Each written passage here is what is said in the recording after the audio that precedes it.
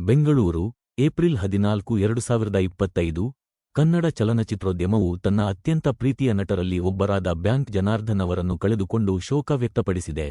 ಅವರು ಸೋಮವಾರ ಮುಂಜಾನೆ ಬೆಂಗಳೂರಿನ ಖಾಸಗಿ ಆಸ್ಪತ್ರೆಯಲ್ಲಿ ನಿಧನರಾದರು. ಅವರಿಗೆ 77 ವರ್ಷ ವಯಸ್ಸಾಗಿತ್ತು ಮತ್ತು ವಯೋಸಹಜ ಆರೋಗ್ಯ ಸಮಸ್ಯೆಗಳಿಂದ ಬಳಲುತ್ತಿದ್ದರು.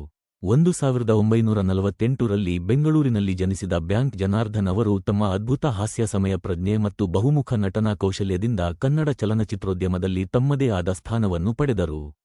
ಅವರ ಅತ್ಯುತ್ತಮ ವೃತ್ತಿಜೀವನದ ಅವಧಿಯಲ್ಲಿ ಅವರು 500ಕ್ಕೂ ಹೆಚ್ಚು ಚಿತ್ರಗಳಲ್ಲಿ ಕಾಣಿಸಿಕೊಂಡರು. ಬೆಳ್ಳಿ ಪರದೆ ಮತ್ತು ದೂರದರ್ಶನ ಎರಡರಲ್ಲೂ ಅಳಿಸಲಾಗದ ಛಾಪು ಮೂಡಿಸಿದರು.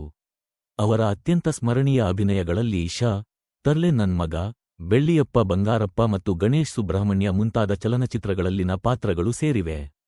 ಪಾಪ ಪಾಂಡು ಮತ್ತು ರೋಬೋ ಫ್ಯಾಮಿಲಿಯಂತಹ ಜನಪ್ರಿಯ ಧಾರಾವಾಹಿಗಳಲ್ಲಿ ಕಾಣಿಸಿಕೊಳ್ಳುವ ಮೂಲಕ ಅವರು ದೂರದರ್ಶನದ ಮೇಲೂ ಗಮನಾರ್ಹ ಪ್ರಭಾವ ಬೀರಿದರು.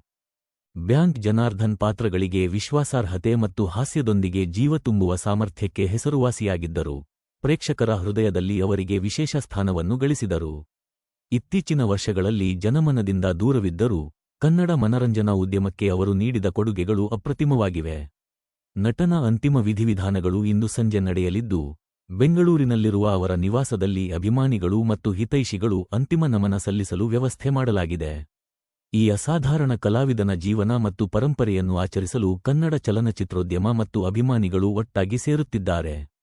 ಬ್ಯಾಂಕ್ ಜನಾರ್ದನ್ ಅವರ ನಿಧನವು ಒಂದು ಯುಗದ ಅಂತ್ಯವನ್ನು ಸೂಚಿಸುತ್ತದೆ, ಆದರೆ ಅವರ ಕೆಲಸವು ಮುಂದಿನ ಪೀಳಿಗೆಗೆ ಸ್ಫೂರ್ತಿ ನೀಡುತ್ತಲೇ ಇರುತ್ತದೆ.